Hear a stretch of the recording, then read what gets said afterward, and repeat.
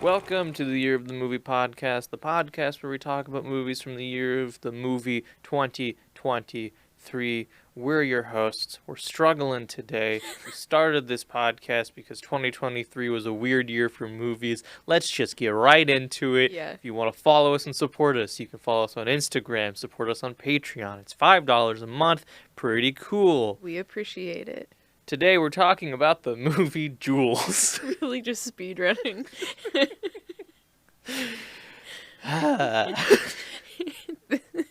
This is maybe not the best movie to speedrun. It's got a bit of a slow pace. Yeah. The synopsis of Jules is Milton lives a quiet life of routine in a small western Pennsylvania town, but finds his day upended when a UFO and its extraterrestrial passenger crash land in his backyard. Mm-hmm. What were your first impressions when you heard about this movie? I thought it looked cute and fun because it's Ben Kingsley as an old man. Yep. Yep. Yeah. What about you? About the same. Yeah. Great. Seemed like nice little guy. Uh-huh. Ben Kingsley. Mm-hmm. Seems good. Mm-hmm. Yeah. If you like our 15-minute episode podcast, let us know. If you want us to speedrun more, Because we can do that. we can. Anyway, the trailer of this movie, it sets a... I know I watched the trailer. It's been at least a year since that's happened. But it sets up absolutely everything. Like, it was one of those trailers where if you watch it after you watch the movie, then you're like, wow, this is almost every single scene that's in this movie. Yeah. So everything is set up basically the same way. Don't feel like we need to do a super deep breakdown of it. It does start with Milton at the city council meeting, going through like his regular points that he always brings up, and then he ends with also a UFO crashed in my backyard and it crushed my azaleas. And then that's how the rest of the trailer goes. Yeah. I kind of wish the movie set it up the same way. I liked that. The only difference that isn't in the movie is at the end, there's a shot of the alien turning around from its ship, and then there's a shot of two cops in a car looking forward, implying they're looking at each other. And one cop says, "What the?" before getting cut off with the title card. That doesn't happen in the movie. Yeah. Yeah. The cast. Ben Kingsley as Milton, Harriet Sansom Harris as Sandy, Jane Curtin as Joyce, Zoe Winters as Denise, Andy Daly as Anchor Aaron Campbell, Cody Castro as Danny, and Jade Kwan as Jules, It's a the pretty small cast. alien. Yes. Yeah. Yeah. Small cast. These are basically the main people that are named or come up. Mm-hmm. There's a couple other people like the cashier and the doctor who have lines, but it's a small budget and Cops and some government workers. yeah. Yeah. So we'll go through the plot. Milton is a widower who lives by himself in the small Pennsylvania town of Boonton. He walks to the weekly city council meetings and gets help around the house from his daughter Denise. He also has a son Tim who lives in California who he doesn't speak to much. There are a few signs that Milton is having some memory issues. One night, Milton wakes up after a loud noise. He goes outside to see a UFO has crashed in his backyard, crushing his flowers. He calls 911, who don't believe him, and then his daughter, who doesn't get the message. He brings it up at the next city council meeting, and everyone just thinks he's getting more senile. An older woman, Sandy, is clearly worried about Milton. Later that night, Milton sees an alien has crawled out of the spaceship and isn't doing well. He brings out a cup of water and a blanket, covering the alien. The next morning, Milton finds the alien curled up trying to stay warm, so he invites it inside. Milton learns that the alien eats apples, so he goes to the store to buy more. He tells the cashier why he's buying so many apples. After he gets home, Sandy calls Milton and asks if she can use his printer. When Sandy gets to the house, she sees the alien and freaks out. After calming down and learning that the alien is pretty friendly, or at least not a threat, Sandy tells Milton he needs to keep this a secret. Denise is worried about her dad, especially after the cashier tells her what Milton said when he was buying apples. She decides to take him to a doctor, and Milton doesn't do well on the memory test. He gets very upset at Denise because of the appointment's recommendation to consider assisted living. Another older resident, Joyce, gets suspicious that Milton and Sandy are spending so much time together, especially after seeing a news report that the government is asking for assistance looking for a satellite that crashed somewhere around Pennsylvania. Joyce sees the alien through Milton's window and gets in on the secret.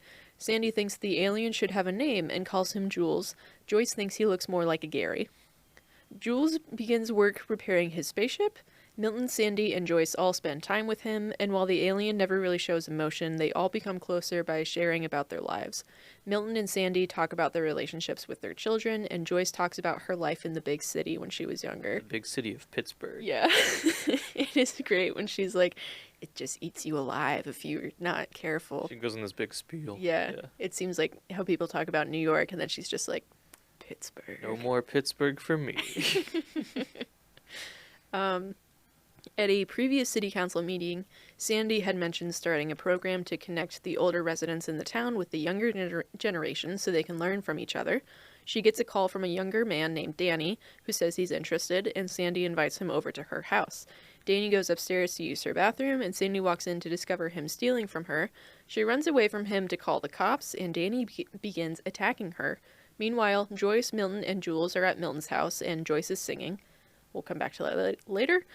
Jules senses that something is wrong, and somehow Jules is able to see what's happening to Sandy. He briefly turns dark blue, then goes back to watching Joyce sing.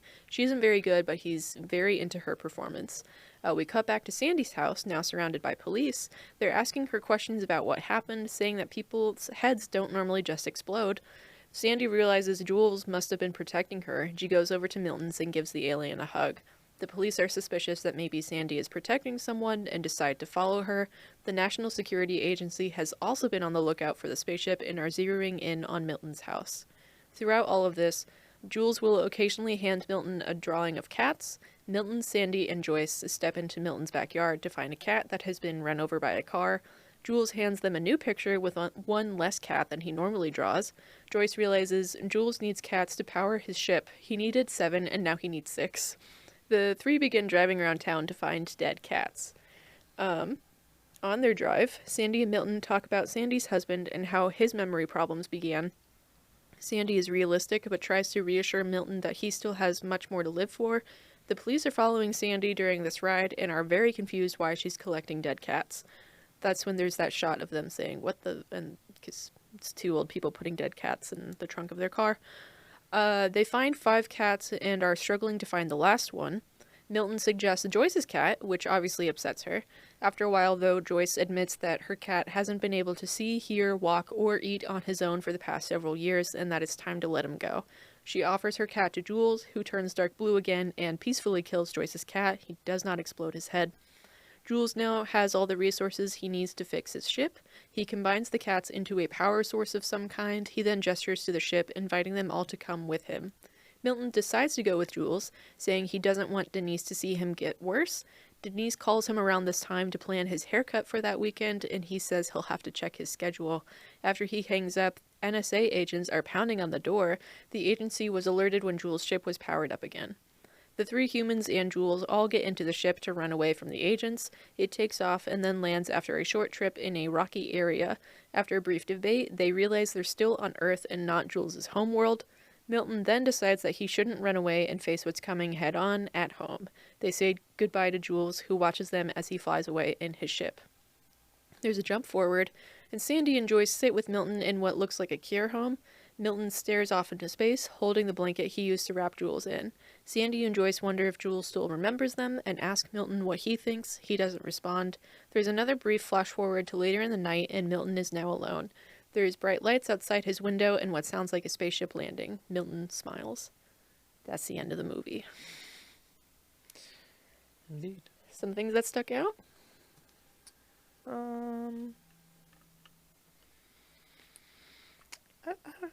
I liked it. Was it supposed to be bad singing? She's like fine. I don't think they played it like she was bad singing. I don't like when I say she's like it's not great, then it's I don't know. It's not like she's talking about her life in the city and then she says like I thought it was a weird song choice. it's a bit of a weird song choice because that if I leave It's here Freebird. tomorrow, yeah, Freebird. Yeah. Um, uh, the like the build up to it, she's talking about the big city, how it spits you out, and then she's like, I used to be a singer, and she's like, there's a lot of build up to it, and she's like, and I still got it, and then she puts on the song. It's like clear that she has always been waiting for another performance, Yeah. even though this is a thing that like it seems like Milton at least never knew about her. And then she starts singing. She's not bad. She's just like it's an older voice. Yeah.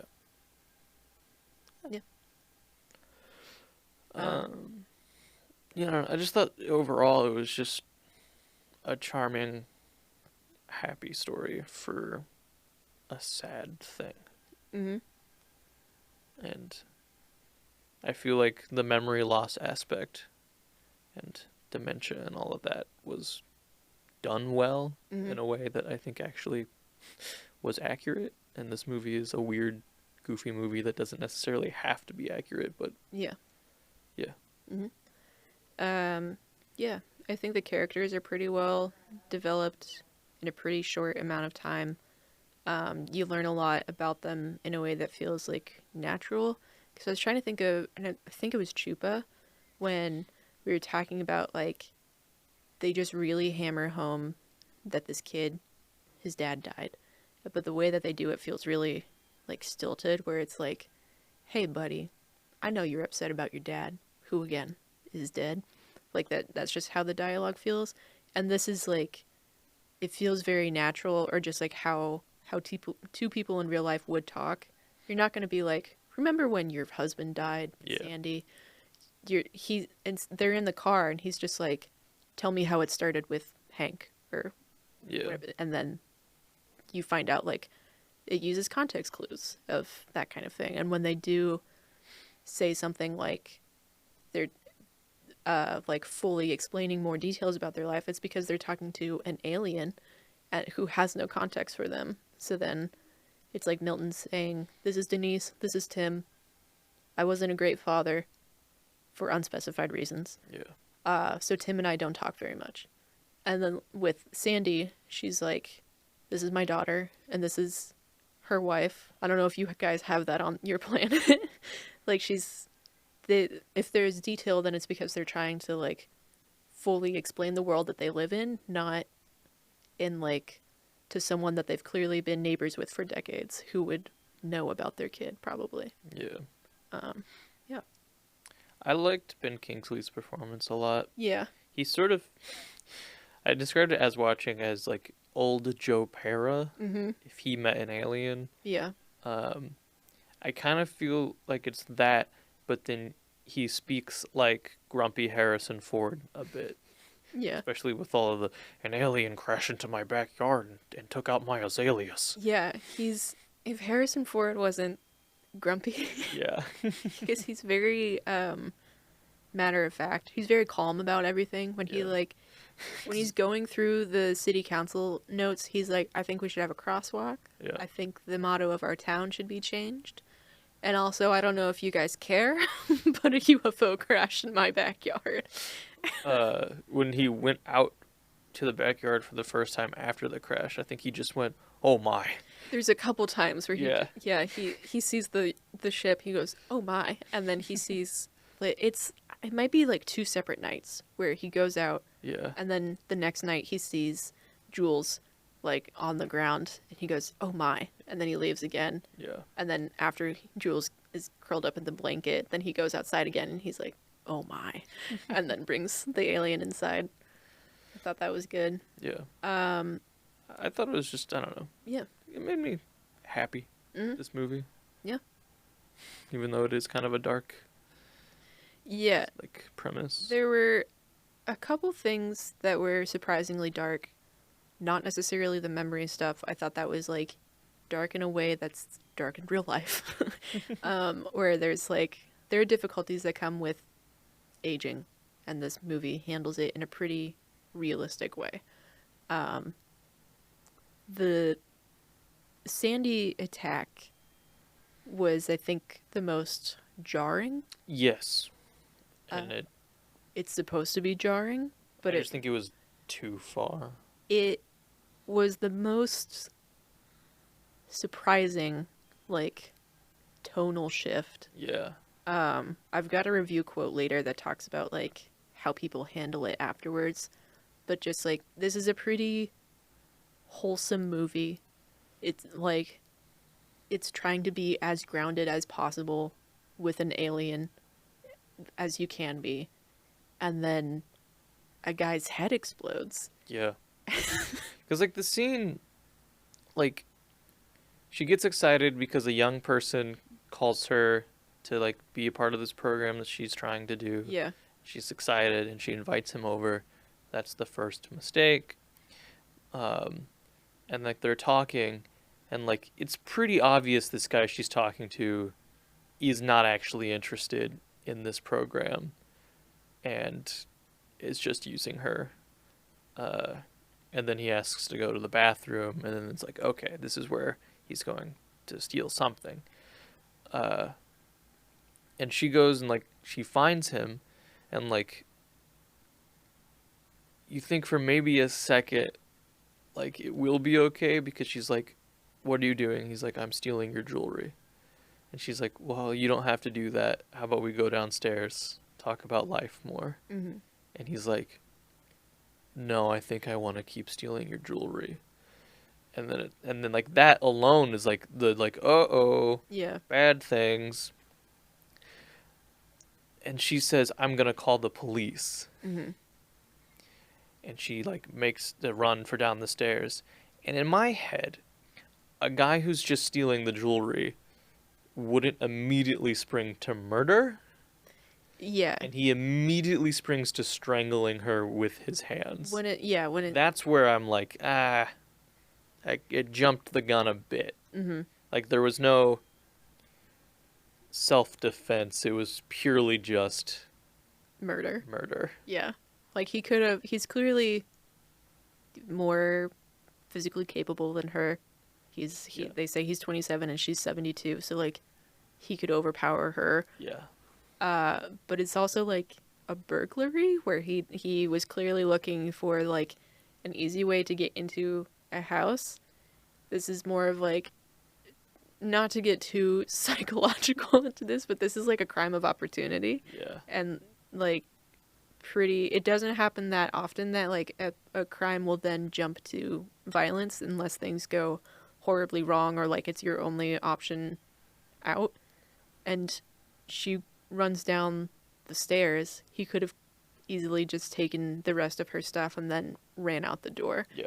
But no, he goes to murder instead, and then his head gets exploded, so... Yeah, and that was also a little, like... Yeah. They don't show the exploded head. No. They barely show any blood, even. Yeah. Which, like, I appreciate, because I think this movie would not have... It would have been weird if it cut to Sandy just covered in blood. Yeah. Yeah, it shows Jules turning blue, and then he goes back to watching Joyce's Freebird performance. The only time they really mention it afterwards is they're like immediately afterwards Sandy goes to Milton's house and they're like, well, I guess he can do this, but only if someone attacks us. So neat. And then later on when Joyce is like, yeah, it's probably time to let my cat go, then she's like, all right, explode his head. Yep. And then Sandy puts a bowl over the cat's head. So funny.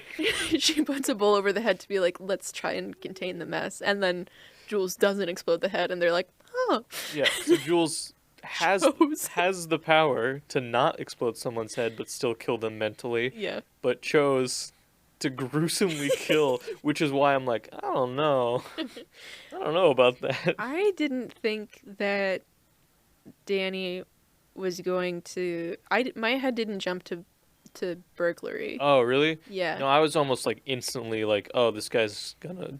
I knew something was gonna go oopsie wrong. Yeah. But when they're at the city council thing, and like, so like Joyce and Milton's complaints or like points they bring up with city council is pretty like you consider it pretty busybody stuff, Yeah. where like he like this there's the crosswalk, he wants the town motto changed, and he's got like a kind of convoluted replacement that he wants, and then Joyce is just complaining about the town in general, and then Sandy's suggestions are like, hey, there's this new storage facility that's going up, that's a big blank wall, we should have a mural there. Like Yeah. she's trying to do like the council is obviously pretty receptive to her stuff. Yeah. So she goes up and she tells them like, this is a program I think we should do. I'm going to start doing it myself. Here's a poster that I'm making. And the poster that she has says older for younger. So my head went to, this is going to be a weird relationship thing that someone is going to misinterpret what exactly Sandy is looking for. Gotcha. And when she went upstairs, I was like, well, now Danny is naked in her room and he's expecting something to happen. And I thought it was going to be like, now they're going to talk about her husband more, or like some relationship thing is going to develop. I see. So then when it, like, I was thinking it was going to go into more over the top comedy than the genre already was in. And then when it went to darker stuff instead, then I was like, well, this is still a genre shift anyway. No, I figured like,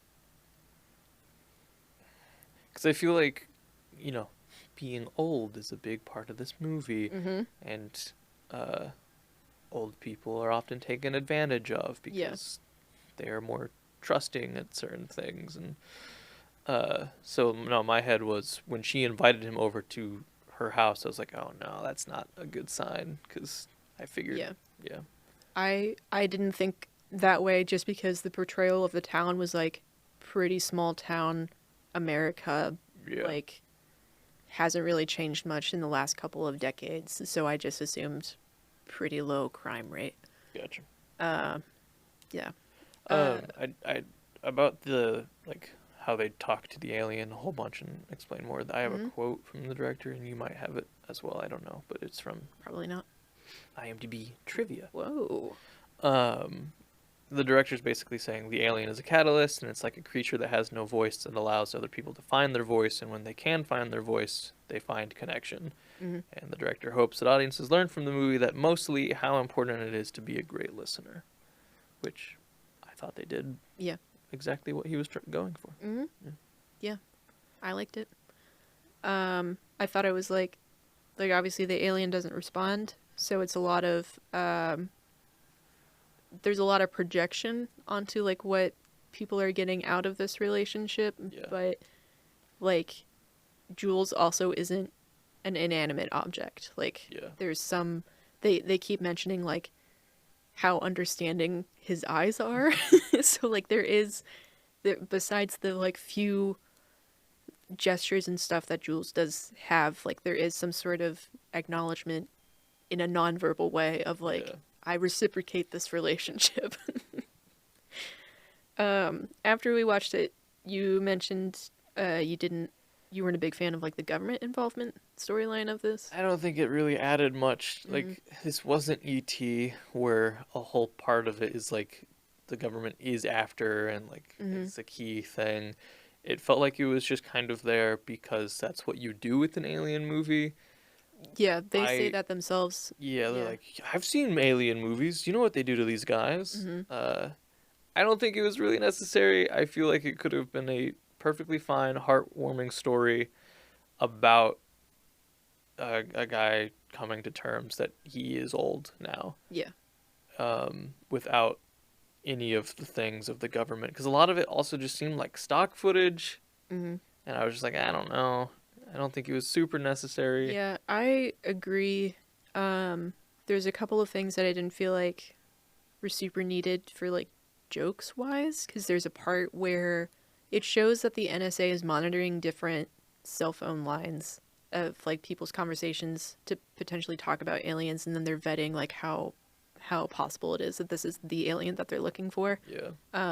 So there's one where you hear a woman say like, I can't get him to stop. He just every morning he goes out in the backyard and just starts looking at that spaceship. So they flag that call, and then agents go out to a house, and then there's a knock on Milton's door, and then he opens it and it's Sandy or someone. It's not the agents. And then it cuts to the house that the agents are actually at, and it's an artist in the backyard who is building a spaceship, Yeah. like, project.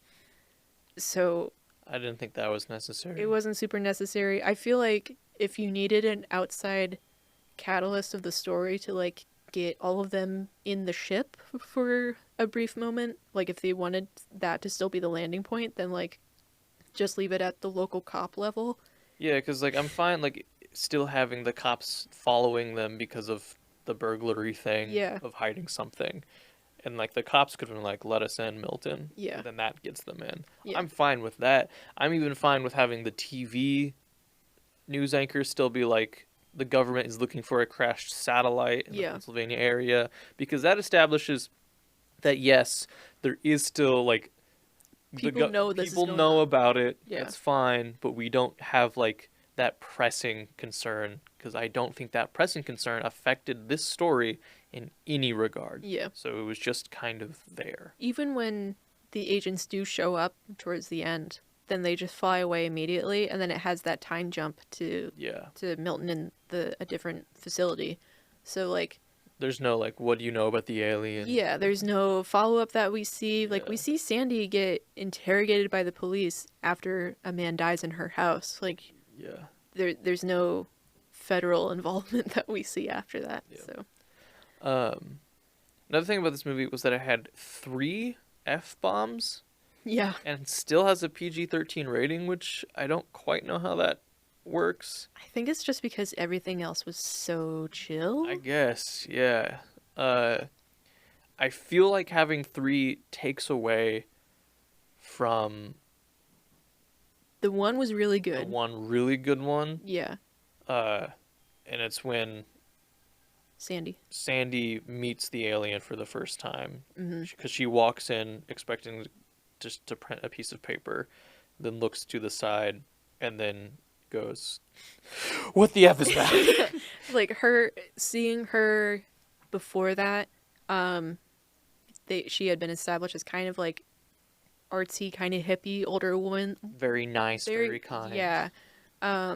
It also seems like she's kind of making an excuse to go over to Milton's house, mostly just to like check up on him and see how he's doing, because they're not super close.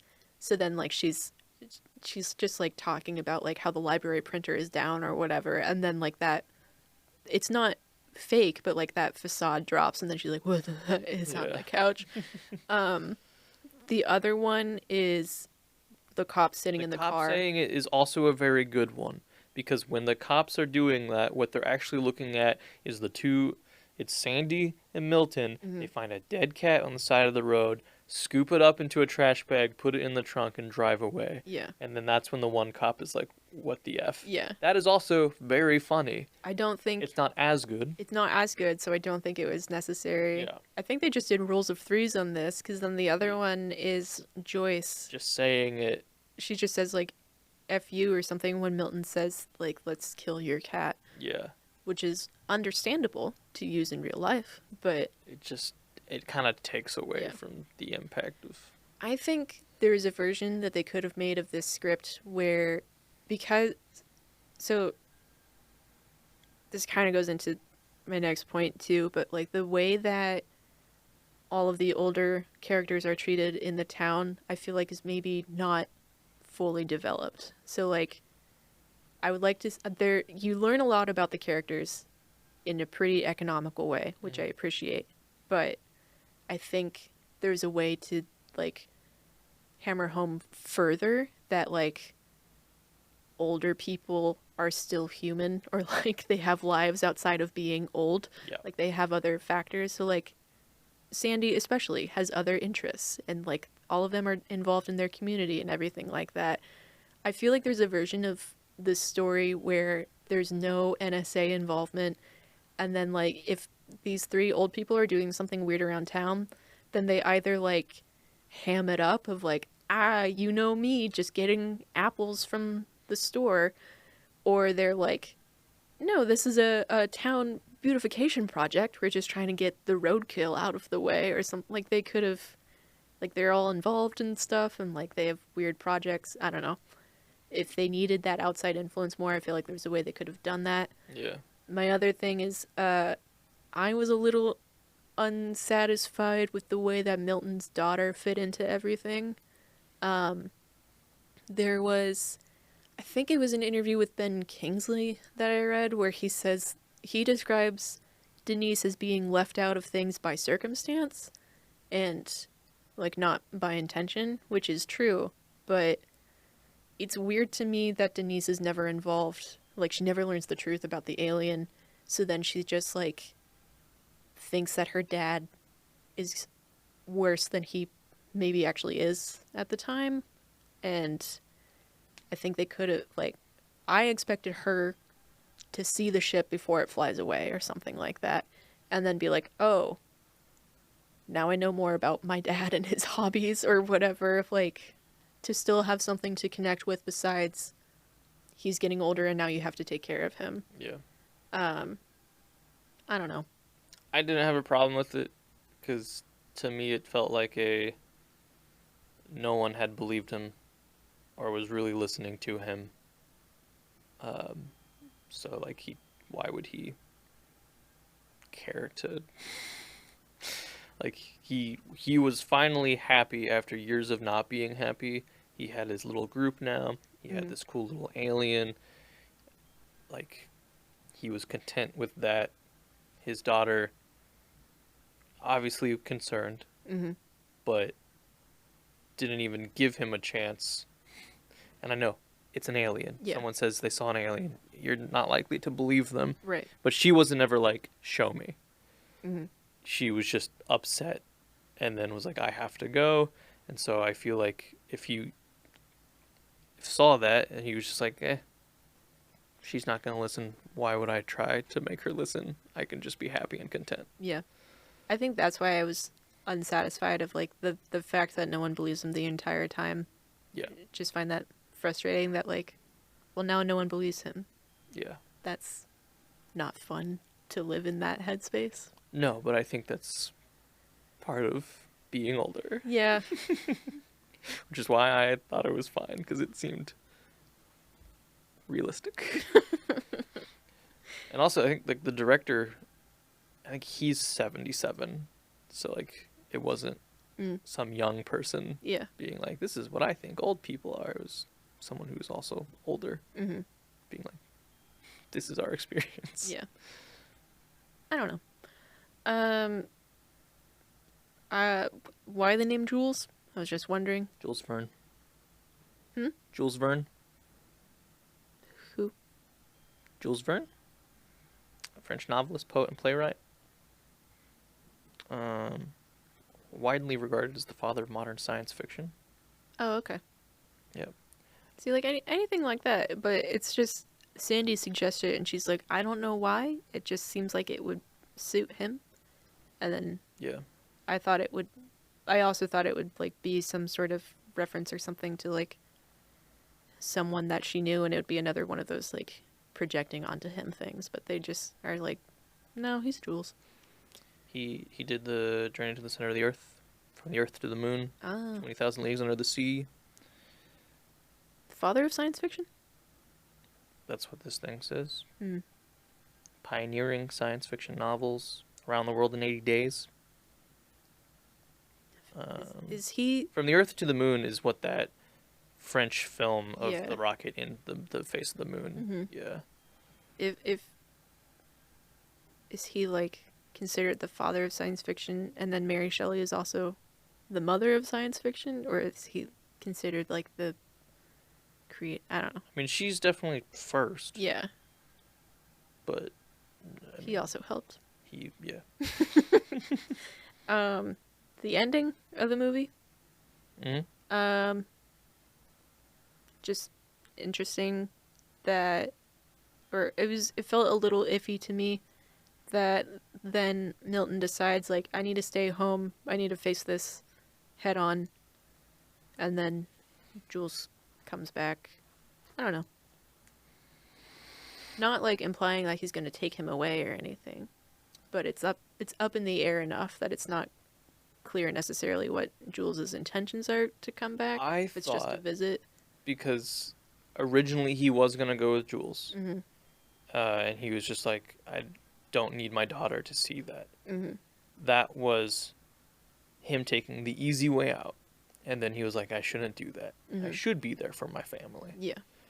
But then he was. And then when like we see that leap forward in time and he is in assisted living, he has gone through the hard part. Mm-hmm. At this point, his memory is basically gone, but he still remembers Jules. Mm-hmm. And so like he hasn't taken the easy way out, but this time he truly is ready to go. Mm. And so like Jules coming back, Jules knows that because of the psychic connection or whatever. Because of the psychic connection. Yeah. And so like Jules comes back, Milton smiles. That's to me saying he truly is ready to go. His time has come, and it's not like just death. When he said like that he was ready or that he wanted to go with Jules the first time, then he does say it like, I'm ready to go. Yeah. And it does have more of a death overtone, but this is, The first time to me, it feels early if he's like, I'm ready to die. the first time to me felt like suicide. Yeah. Like, that was him being like, I'm done. Yeah. The second time felt content with death. Mm-hmm. That's how it felt to me. Yeah. Anything else we want to talk about before production facts? I don't think so. Oh, the alien wears really big shirts, which is funny. Yeah. So he doesn't wear clothes. Yeah. And then the Sandy is like, well, he's got to have something, so he's not naked. And then Milton's like, I don't know if he is naked. Like they debate about that a little bit.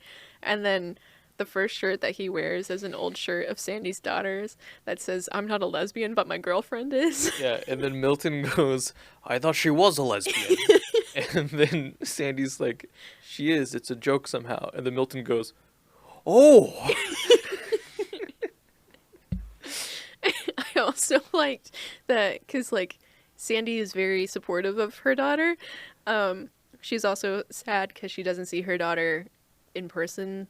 Like, it's been a couple years since she's seen her in person. Sandy, I should have said that was also a very good performance. Like, especially that monologue she was giving to Jules of, like, my daughter's a lesbian. I was always supportive, but they always just suck up to...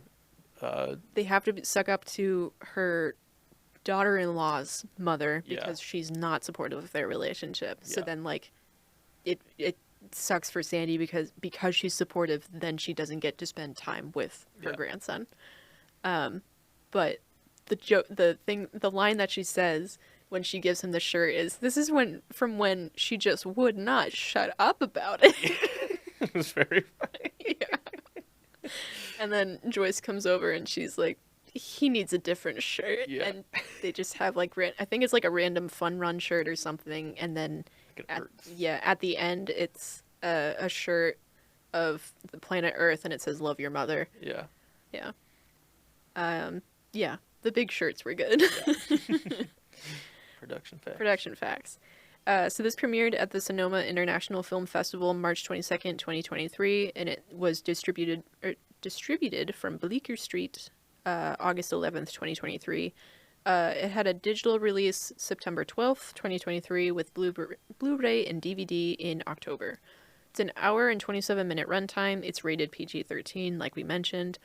It's got an 85% on Rotten Tomatoes with a 90% audience score, 57 out of 100 on Metacritic, and a 6.8 out of 10 on IMDb with 4.5 out of 5 stars from Google reviews. Pretty well received. The Rotten Tomatoes consensus is brought to life by an outstanding ensemble cast. Jules uses its cute concept to grapple with poignant, universally relatable themes. Another brief review line that I saw called it an extremely odd but mostly harmless film, which feels like the meanest version that you can say. And then there was a 2.5-star review from Roger Ebert. It had just enough details in it that I got wrong that I was like, I don't fully agree with everything that this said, but there is a quote from it that says, Maybe it's one of those films that might have landed with more force and made a more lasting impression if it dared to get deeply strange instead of remaining merely eccentric, or perhaps if it had leaned harder into psychological reality. In particular, there's an act of tremendous, shocking violence late in the film, the sort of thing that would rarely occur in anything but a horror film, yet the characters who are mostly affected by it just sort of shrug it off. Like, wow, we never saw that coming, that's a new wrinkle, and later discuss it mainly in terms of their relationships with the visitor who looks and listens and occasionally makes overtures towards communication and sometimes acts but never speaks. It's talking about the head explosion, and how, like, if, because this film is so grounded, basically, then, like, if this was reality, then, like, wouldn't you react more to seeing someone blow up? And I do agree with that, and Yeah. that's part of the problem I had with the head exploding. Mhm. I don't think it needs to dare to get deeply strange. I love a mundane movie with a weird aspect to it, but they still keep it mundane. Mm-hmm. Like, is a weird way to describe it, but the movie Turbo Kid, Mm-hmm. an outrageous plot, outrageous things happen in it, but the tone of the movie is still just like, this life. Yeah. I agree. I like those movies. I think they're a pretty, like, a mundane movie is a pretty unique thing to find. Oh. And, like, if it does it right, then it's not boring. It is, like, that grounded aspect that I feel like a lot of people look for in a film, and then, like, it is hard to find, like, an actual version of a grounded story. Yeah. This review also does call Jane Curtin criminally underused. She was very good in this too. Mm-hmm. And then it highlights Jade Kwan's ability to keep characters engaged with Jules without any physicality. Which, yeah. The budget of this movie is unclear, but pretty low from what I can tell. Box office, it earned about $2 million from 780 theaters. Almost all of that is domestic, with about $23,000 from international. I think it was mostly a UK release. Yeah, it makes sense. Yeah. It's got a brief production timeline. It was developed for, quote, a couple years by producers Debbie Liebing and Andy Daly, who is the anchor. He's just a comedian. Yeah. He's been in a bunch of stuff. Yeah. And then September 10th, 2021, principal photography begins in New Jersey, in Boonton and Chatham. So I guess there's a Boonton, New Jersey, and then they just used the signs and said it was Pennsylvania. And then in February 2022, post-production begins. So, cool. Pretty straightforward. Yep. It's won an award and has been nominated for a couple others. It won the 2023 Stolman Audience Award for Best Feature at the Sonoma International Film Festival, where it premiered. It was nominated for 3 2023 Saturn Awards: Ben Kingsley for Best Actor in a Film, Jane Curtin for Best Supporting Actress in a Film, and then Best Independent Film. It was a 2023 nominee for Hollywood Music and Media Awards, Best Original Score for Volker Bertelmann. That Roger Ebert review did not like the score of this movie. It called it commercial and overtures of an insurance policy. All right. Yeah. And then it was nominated for a 2024 Artios Award for casting from the Casting Society of America for outstanding achievement in casting low budget feature, comedy, or drama. Which, it's a good cast. The tagline of this movie, the movie poster says, "You won't believe what just crashed into Milton's azaleas." I feel like that only works if it's Ben Kingsley saying it. You won't believe. What crashed into my azaleas. My azaleas. Yeah, when he shows Sandy the ship in his backyard, then he is mostly still focusing on his azaleas, where she's like, "Oh my god." And he's like, "I know, I think it's going to take a couple of seasons for them to grow back." This was directed and produced by Mark Turtletaub. He was a financial executive who became a producer and director. He's worked on things like Little Miss Sunshine, Loving, and The Farewell. He directed 2018's Puzzle. The synopsis for that is: Agnes, taken for granted as a suburban mother, discovers a passion for solving jigsaw puzzles, which unexpectedly draws her into a new world where her life unfolds in ways she could never have imagined. From what I've seen about it in the trailer, it seems like another mundane movie, pretty grounded. Yeah. If this seems good to you, then you might like that one too. He founded Big Beach, which is the production company that made Jules. It also made Little Miss Sunshine. It did Beautiful Day in the Neighborhood, Loving, The Farewell, basically like anything that he's worked on, then Big Beach has worked on. In 2012 or 2022, they did have pretty large layoffs and closed their New York office, so I don't know where exactly they stand financially right now. Yeah. But it seems like he's a pretty, I don't know, he seems like a pretty, he doesn't seem like he has an ego from the review or like the interviews that I've read, which, you know, maybe you're very aware that you're being interviewed and all that stuff. But the one that I read, he was doing with Screen Rant, and it was during the SAG-AFTRA and WGA strikes, and he was just like very thankful that anyone was talking about his movie and talking about how much like everyone loved doing this. So he was just like, it really helps when people talk about it, and like, thanks so much, and these questions are very meaningful. It was written by Gavin Steckler. This is his first film and feature that I can see from his IMDb. He's mostly worked in TV. Everyone who was asked to be in this film said yes within 5 days. And then Ben Kingsley went method-ish, kind of. He explained to the cast and crew that he wasn't trying to be rude or standoffish. He just thought that Milton was a very reserved guy, and he wanted to stay that way himself. And he would just sit quietly between takes. I think that's the best version of going method that you can do. He also said that he started reading the script, and he was like, "This is my King Lear." I mean, he gave a great performance. Yeah.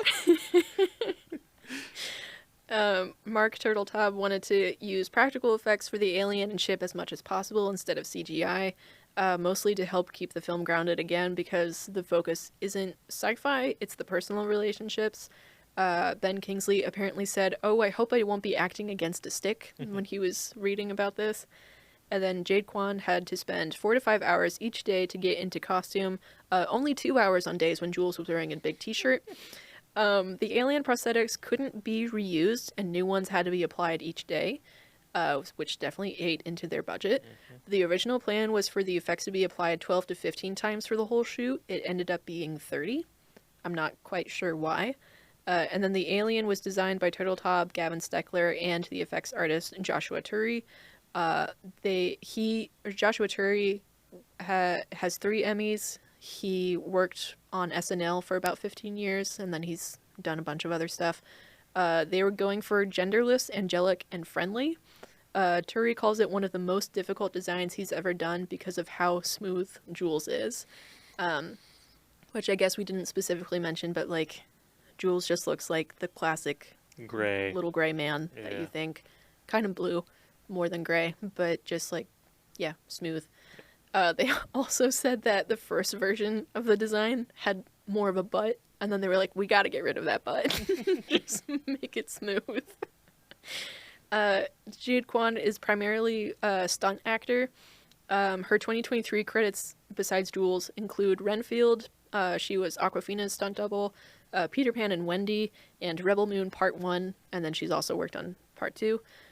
She found it difficult to be still for so long because she is mostly a stunt performer, but she enjoyed the prosthetic process versus mocap suit. Yeah.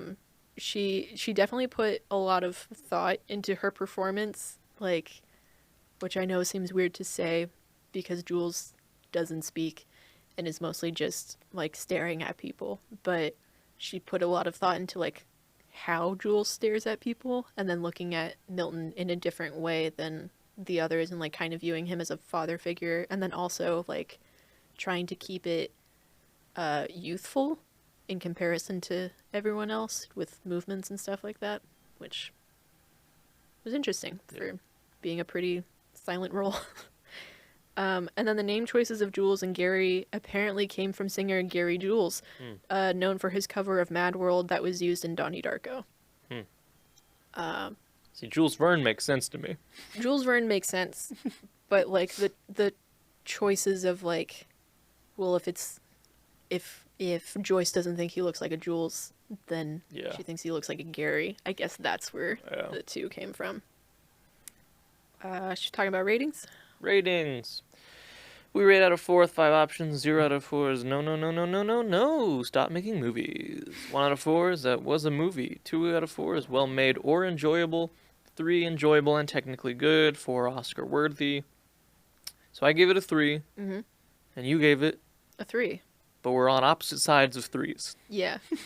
I was leaning higher on the 3, Mm-hmm. and you were leaning lower on the 3. If we did halves, I think I would give it a 2.5. Yeah. I do think I like the vibe of this movie. I like the intention that it set out to have. I like the overall message, and treating an alien as like close to realism as possible in like a small town.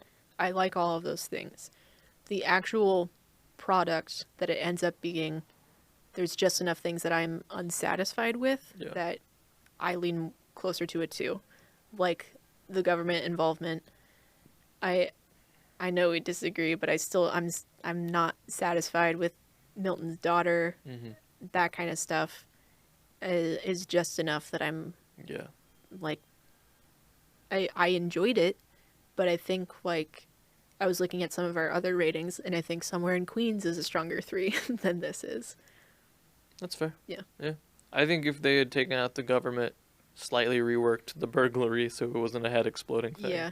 then I think this probably, to me, would be a 4, just because it does remind me so much of Joe Pera. Mm-hmm. I love Joe Pera's show, that like it really felt to me like a long, weird Joe Pera episode. Mm-hmm. I think it's definitely like my vibe Yeah. that I like, but I don't know. Yep. I like all the effort that went into it. Well, we also like to talk about other movies that we've watched recently. The only movie that we've watched together, I think, was Monkey Man. We did watch Monkey Man. That's a different vibe than this That's one. a very different vibe. Mm-hmm. Both movies had stuff that could have been cut out. Both movies have, some stuff that happens to heads that make you go, ooh. Yeah, yeah. I thought Monkey Man was too long. It is a long one. It's only like 2 hours. Yeah. So, like, it's not long for a movie, but for the movie, It drags a little it bit. drags a little bit. The first half is, like, plot and action. Mm-hmm. The second half is action You're just watching Dev Patel kill people. and action. Yeah. Yeah. Good fight sequences, Yeah. impressive death scenes. Mm-hmm. Some of the fight sequences, they were trying to make it seem like things were done in one take. Yeah. But they weren't, and the edits were real obvious. They were a little choppy at some points. Um, It's still impressive, but like yes. I wouldn't have been like, I would have been the same level of impressed if it all was in one take Yeah. versus if it was chopped up. Yeah. Or like if it had been more obvious about it being chopped up. The financial aspects of that film and the struggles that they had with that film are very interesting because Yeah. they had very little money because things happened. And so a lot of the shots are filmed with either a GoPro or an iPhone mixed in. Mm-hmm. A lot of the shots I could tell because the quality wasn't as good, but there were some that I was just like, oh, I didn't notice that one. Mm-hmm. Like there's stuff where Dev Patel was just like, I'll just use my own phone. Here we go. Yeah. Like some of those shots are like it's like a car chase scene. Yeah. So like if it is shakier or Looks not like a crash cam. yeah, then like it the quality change also made sense. Yeah. Or like it didn't need to be as cinematic because it's a car. So like I didn't mind the quality change or anything. Yeah. I think like as far as an action movie goes, then in terms of plot, it doesn't stand out that a whole lot. Yeah. Where like the plot is basically an excuse to see a guy beat up a bunch of people and do cool stuff, and that's fine. That's like what an action movie is. The fight sequences are the most impressive thing because of the financial difficulties with this movie. Then like the fact that it got made is also a pretty impressive thing. Yeah. So like I enjoyed it, but as far as like storytelling, then I don't know. Yeah. I think that's going to about do it for this episode. Hope you liked it. I know it wasn't actually 15 We minutes. did not speedrun. We got bogged down with the movie. We actually talked about the thing that we enjoyed. But you can follow us on Instagram, support us on Patreon. If you leave questions or comments, we will respond to them on our other podcast, the Virtual House Sessions. And you can rate and review us on podcast platforms. But for now, we'll see you next week. Goodbye.